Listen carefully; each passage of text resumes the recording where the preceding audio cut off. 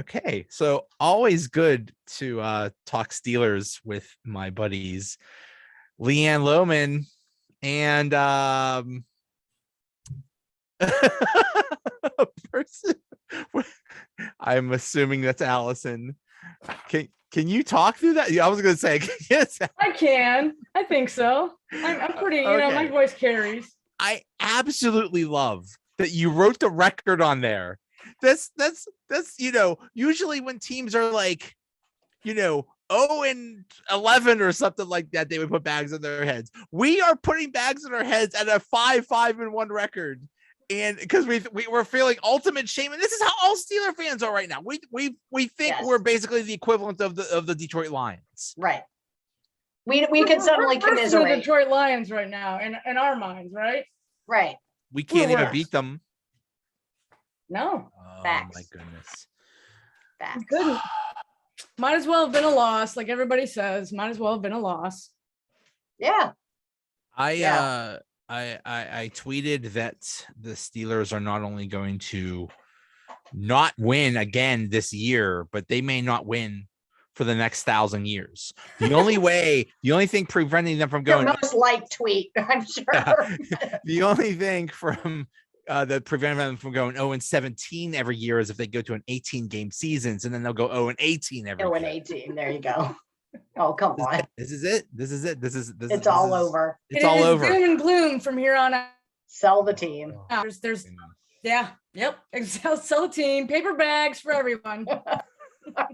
Start handing them out instead of programs at the games.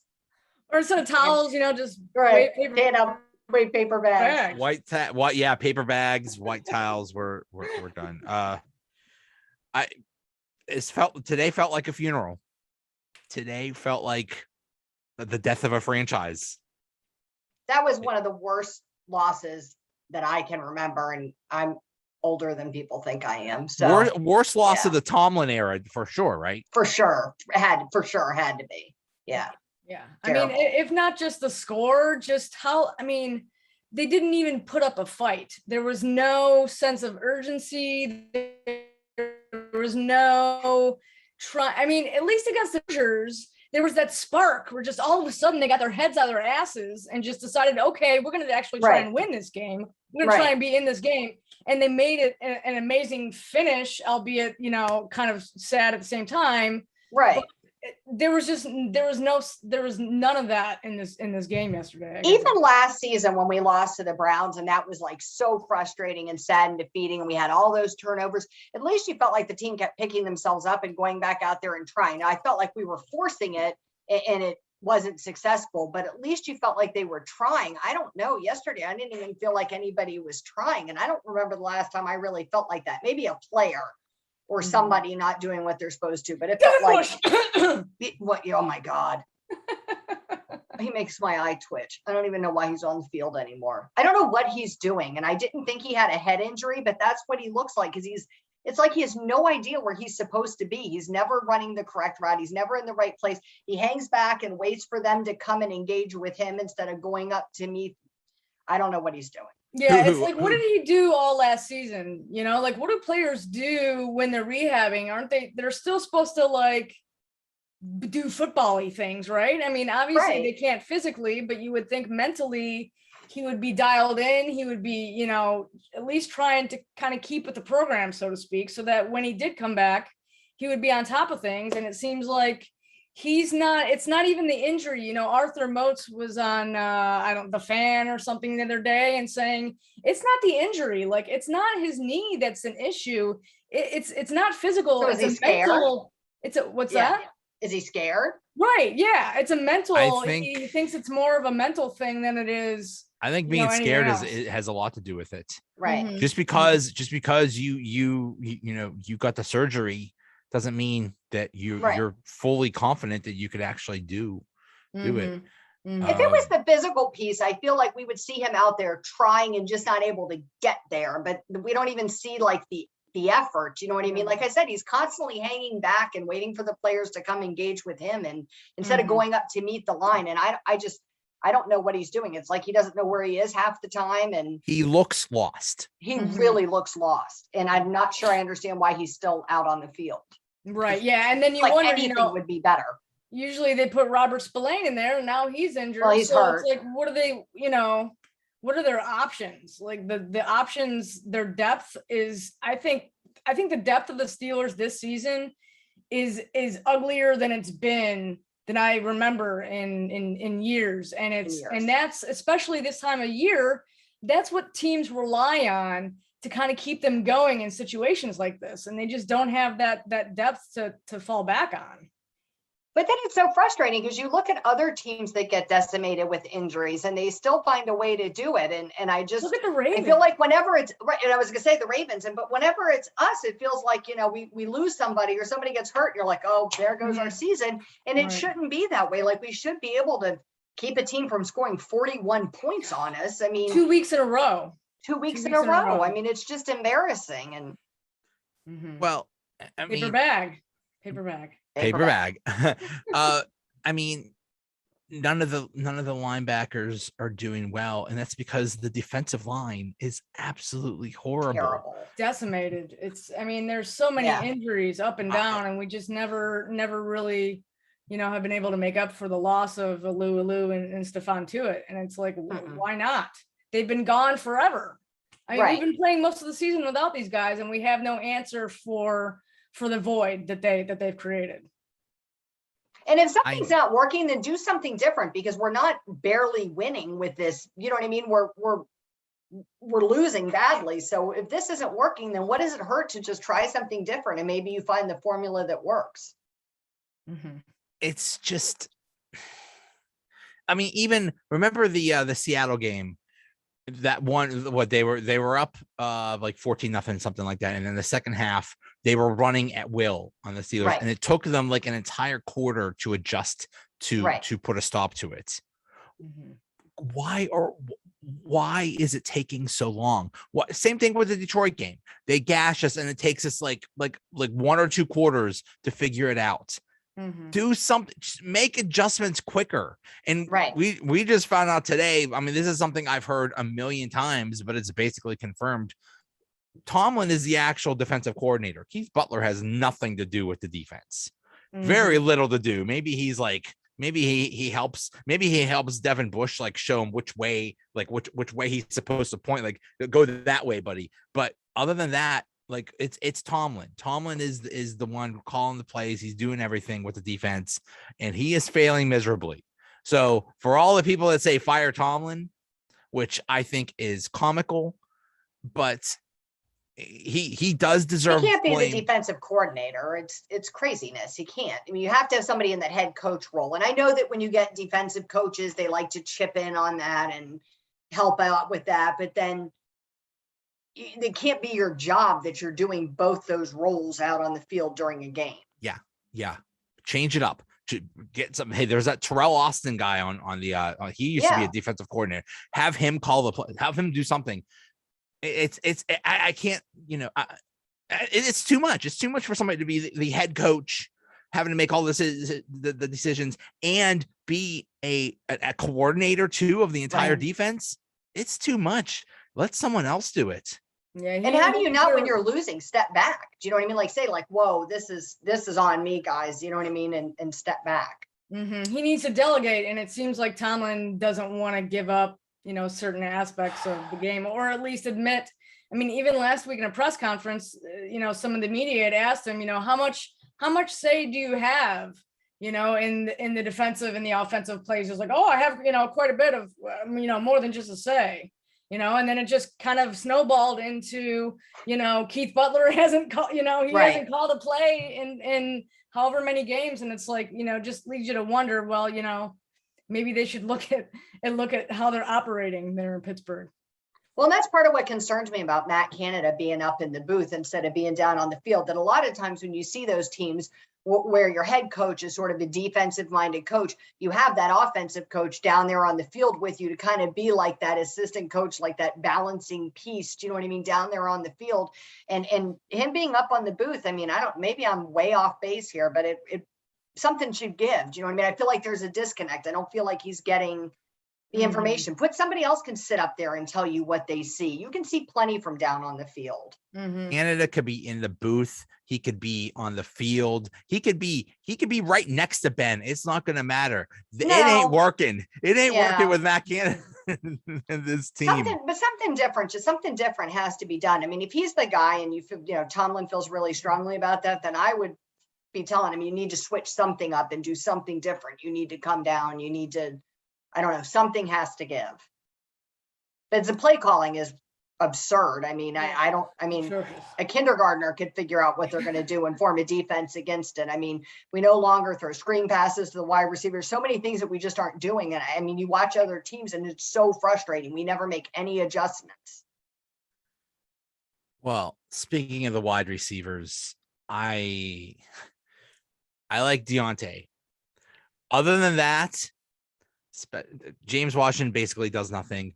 Chase Claypool, I don't want to use the B word. I don't want to call him a bust, but that dude really needs to reevaluate things for next season, because he had a great rookie season and this season has been horrible. Yeah. You have to wonder if that season, just got to his head, that he's a young guy and, he's surrounded by, greatness in the Pittsburgh Steelers organization. And he just seems to think that that's enough, that maybe he doesn't have to, progress from there. It's very easy to do. It's very easy to have success and think, oh my God, Hall of Fame, here I come. I got this figured out. I got this whole NFL thing is easy. I got this figured out.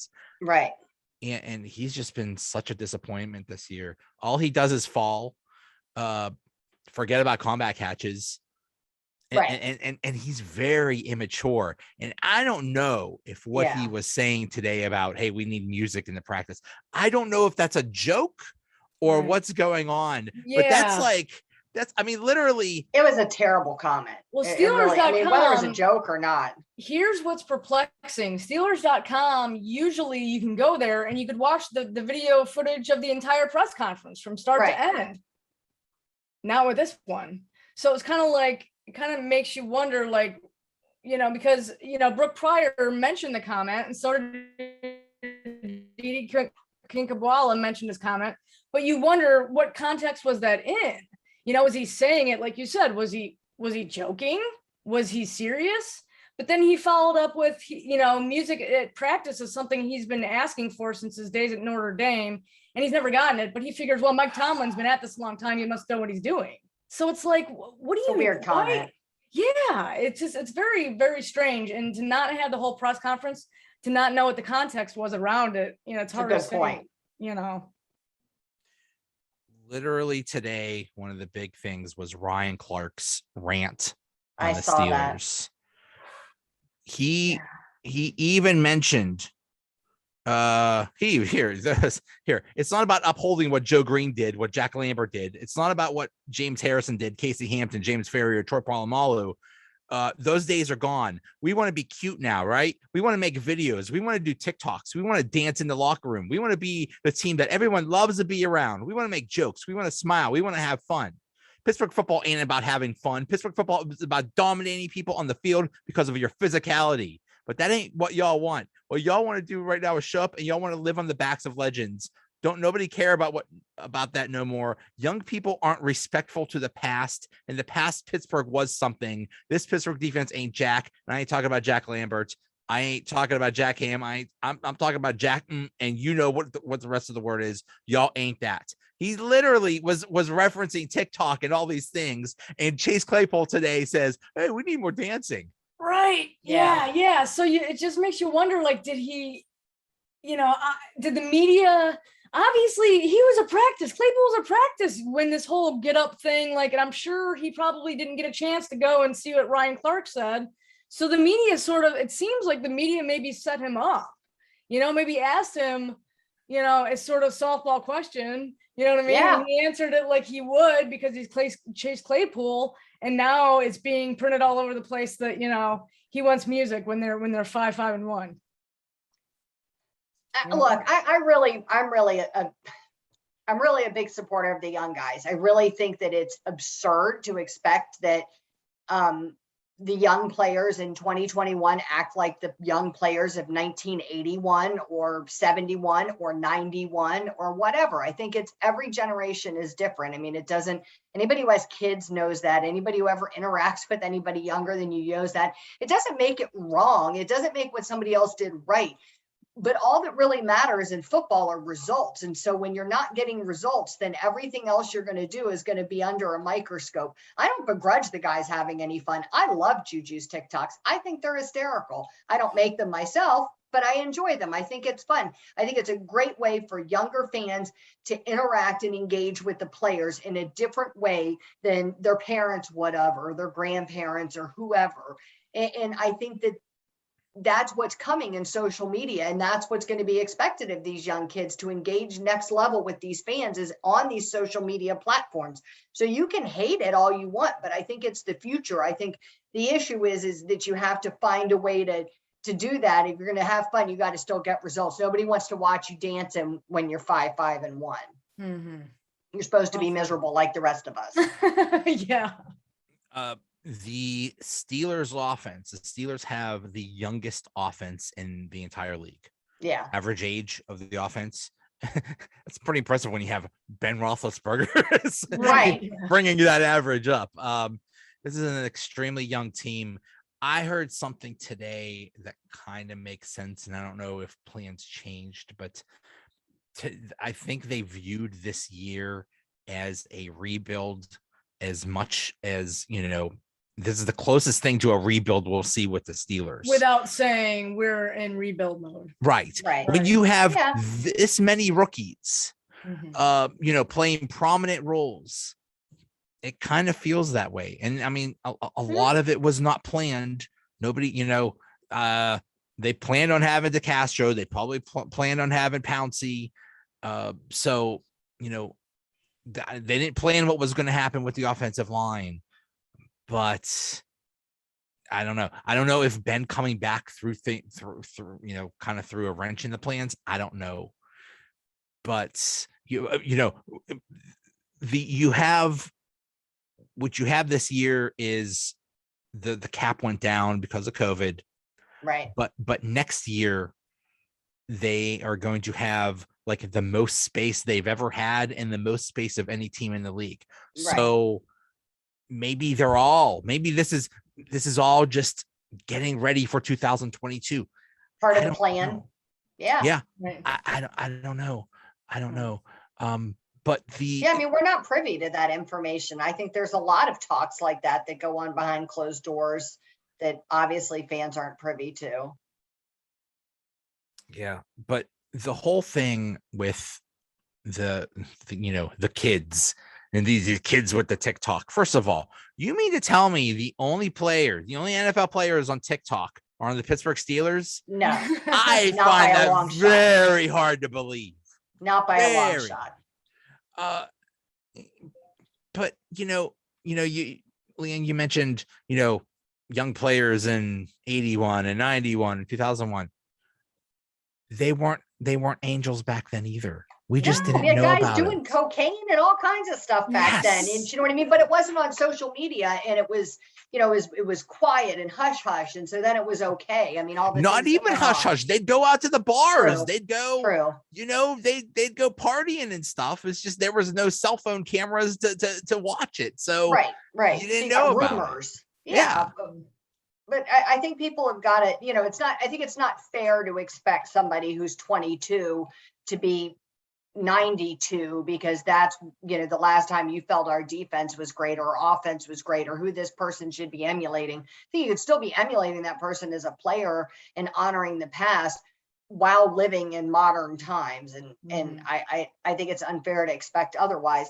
But like I said, I think in football and in all sports, it only, put your money where your mouth is. It doesn't really matter. If you got to be able to back it up. Exactly. If you're winning, everything's fine. You can do whatever you want. Dance all you want. Right. Drop the Lombardi trophy and, whatever. Drink beer out of the Stanley Cup. No one cares when you win. I just wish I had a bag. Next time we're all coming on with our bags. We don't go up to 6-5-1. We're coming back next week. I love that you put the record on there. Like, we're freaking out and they don't even have a losing record. Right. Yeah. And that -1, every time I see it, I'm just like, so cringy. What I mean? Like it's like a dagger in the heart.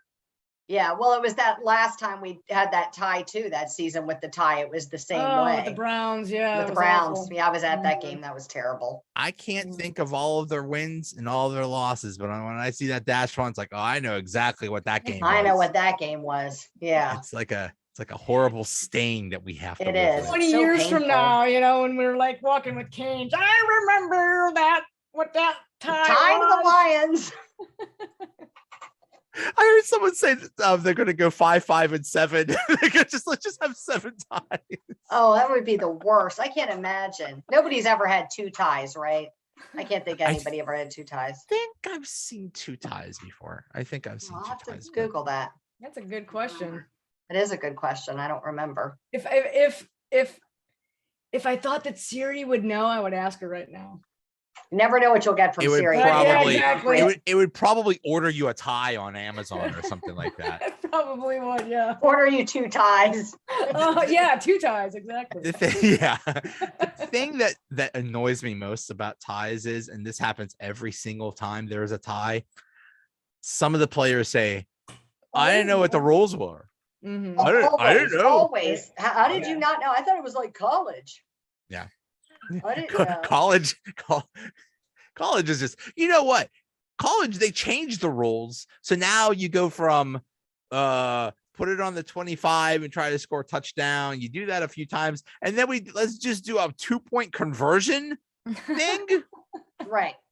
Okay, so here's the answer. Since overtime was implemented in the NFL in 74, since then there have been 20 games, 40 teams that have tied. There have only been 2 years where more than one tied game has occurred, in 97 and 96, never with overlapping teams. And no team has ever scored 2 ties in one season. Nice. There we go. There we go. So there have been 2 ties this season. It's just not been the same team. Not the same team. Gotcha. Here we go. 2 ties. Come on, let's make this. Now we have a goal we can shoot for, an obtainable goal. Hey, let's not beat the Ravens. Just tie them. Tie with the Ravens. And everybody wins. We can get participation trophies. Oh, goodness gracious. Man, you got to laugh. It keeps you from crying. What else are you going to do? What else are you going to do? You got to celebrate the small things. Deontay Johnson is much improved from last year. Every game, I think how great that is. Mm-hmm. How much better he is. Mm-hmm. I like. Yeah, he's up for a contract. He's in a contract. Yeah. Not in contract season, but you got to renew. Hopefully, I mean, you would think so anyway.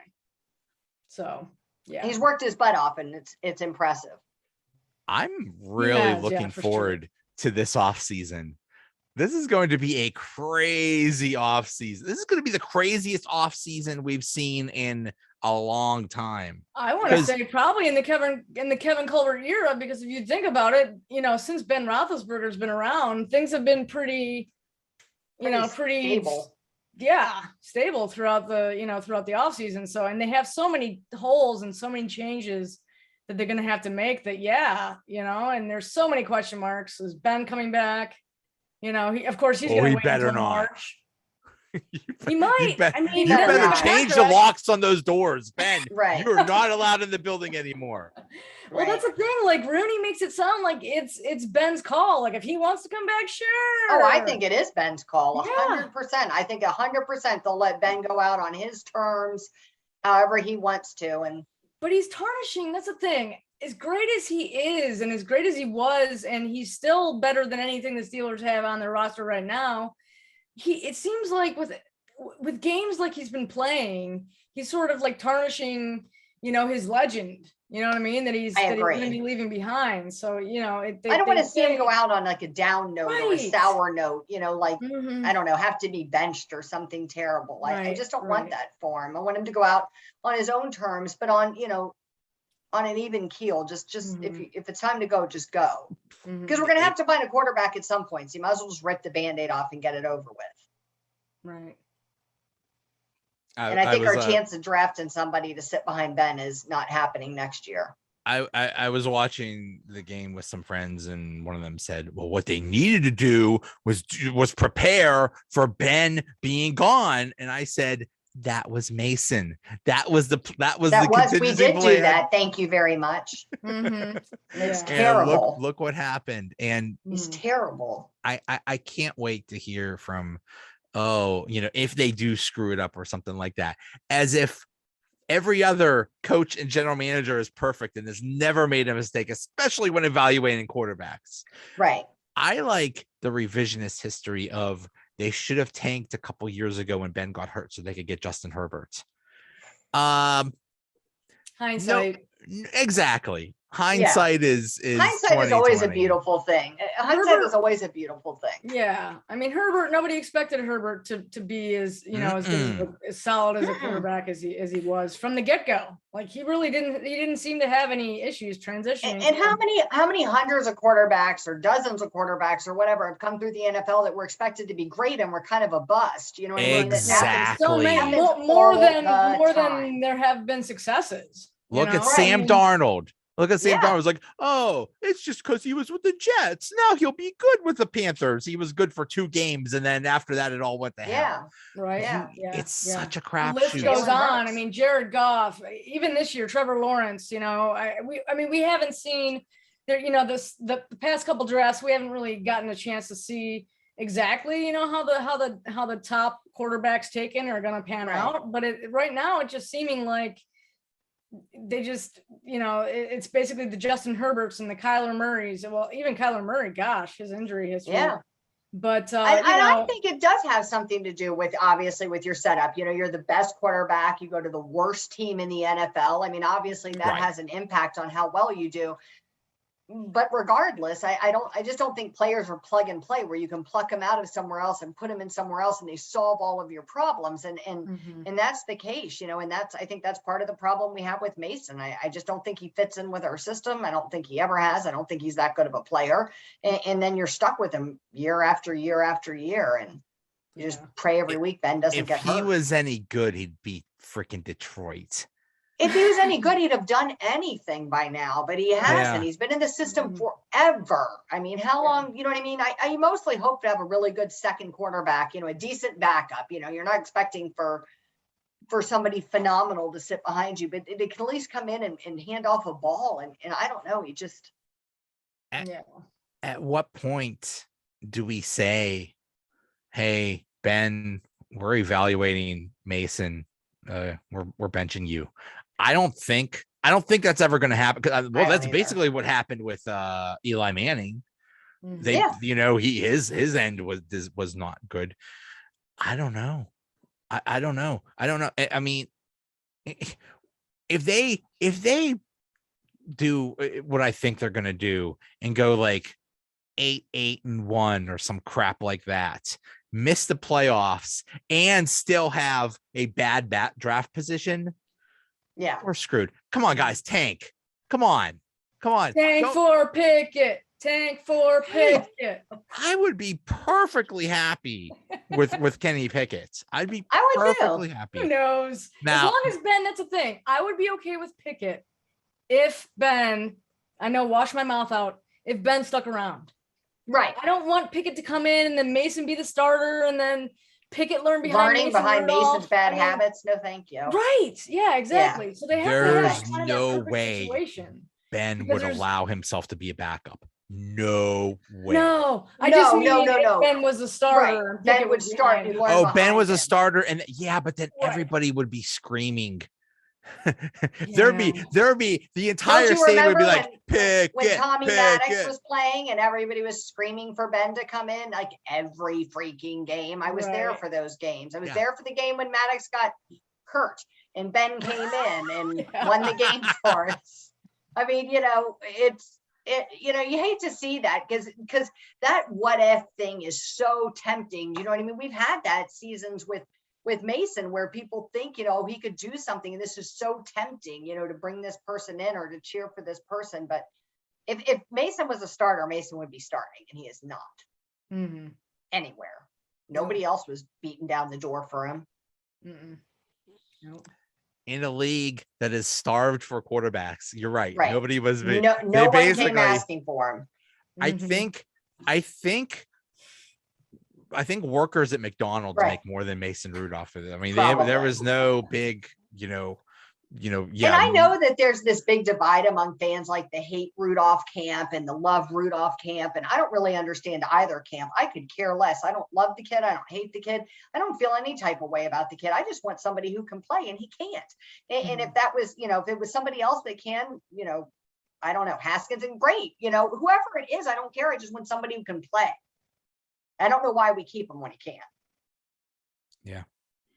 Yeah, it's got to be somebody better. Going to be really interesting. And but that's the thing. It's like, they say, go Russell Wilson, get Russell Wilson here, get Jimmy G, get Aaron Rodgers. It's like, right. So you have to trade for all those people. Right. If you have to trade, if you have to trade for any of those, even Jimmy Garoppolo, you're losing at least a first round draft pick. Mm-hmm. They need as many draft picks. They need about 50 draft picks. They need a whole offensive line worth. Right. And now a defense too. Right.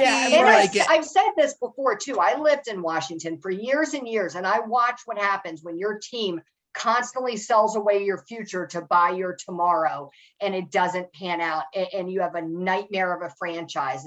It's never worked in Washington. It hasn't worked in other cities that have done it. It's finding that balance between making smart trades and smart draft moves, and being able to draft the correct players, and being able to pick up veterans, and finding that balance. And it's some of it's luck and some of it's skill, and you can't sell away your future to get somebody, because there's no guarantees. You want to win now? Look at the LA Rams. They got Von Miller and Odell Beckham, and ever since they did that, they haven't won. Right.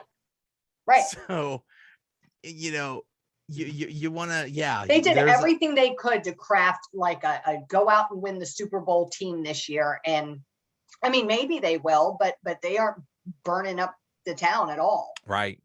Maybe they'll figure it out, but there's no great solution. It annoyed me that the Steelers picked up somebody off a practice squad, off a Saints practice squad, like a defensive tackle or something like that. Why weren't we doing this sooner? I don't care. I don't care if I don't care what the situation is. Pick up every offensive lineman and defensive lineman off every team that you can now. Yeah. Like I mentioned earlier, we've been dealing with injuries especially along the defensive line since week 1. So why all of a sudden yesterday in Mike Tomlin's press conference, he says, well, I'll make changes, because, we're trending in the wrong direction. And it's like, how are you going to change the defensive line with nobody's there to swap in there? You know what I mean? Like, what are you changing it to? What are we gonna do with John LeGlue and Joe Haig and right? No. And Zach Banner is not playing. What the heck is going on there? I don't understand that. I've been scratching my head for weeks on that one, and I don't understand it at all. Why wouldn't you do some shuffling around on the O-line a little bit and at least give them a chance to get in there? Yeah. That's the only change. When I was thinking about it, I was like, changes, what could they do? That's really the only change, besides maybe Matt Canada coming down from the booth, which maybe I was so excited to see Banner finally come back. I tweeted about it. I talked about it. I kept waiting for him to come in, and I'm shocked that there hasn't been any effort when what we're doing is not working. It would be different if our O-line was great and we didn't need him, but why not give him a chance? He's hungry. When he came back, when he got off the injured list, the line actually was doing okay. Well. So I could say, it's like, okay, I can understand you don't want to mess up the continuity, but not the past few weeks. Yeah. Past few weeks. What continuity? The only continuity is garbage. Continual garbage. Yeah, you're right. Continual holes. They're continually bad. Yeah, they're continually crap. Mm-hmm. Oh man. Yeah. I'd like to say I feel better, but no, I thought I would feel better after venting. No, I'm not. I have more of a Sorry. headache now, but you know what'll make you feel better? You have a headache because you had a bag on your head. Right. Well, that's Right. that's You fair, couldn't yeah. breathe. Your oxygen. Hyperventilated. You know what'll make me feel better? I'm gonna show my we're gonna do a little show and tell if you guys ready with your show and tell? We're ready. Yeah, let's do it. Awesome. I think I'll kick it off because it's quite a doozy. So I have this Ben Roethlisberger ornament. I love it. I have that same one. He rotates. I put him on one of those rotating things, ornament rotators. And so that I've had this for probably since maybe 2006, 2007. And I want to say it was 2009. I have it up. It's right before like right after Thanksgiving. He's hanging on the motor, doing his rotating thing. All of a sudden, just out of nowhere, he drops to the ground, or I hear something drop to the ground. I look at the tree, Ben's on the floor, and I'm like, "Oh no, Ben!" I go to pick him up. I shit you not, high ankle sprain 3 days later. It's the Ben Roethlisberger. It's a voodoo doll, right? And that's not even it, right? So I put it on. It's fine. You know what I mean? Blah blah blah blah blah. Today I go to take it out to do the. Oh, So no. if he breaks, if his hand comes off against the Ravens, we know why. Right. You know His why? hand's just laying on the middle of the field. Right. Exactly. Anyway, I've had to put it together with this silly stuff. Oh, And, that's funny. I have the same one. I had no idea he falls apart. You got a He voodoo doll. does. That's crazy. I know. It is kind of crazy. So I'm hoping that you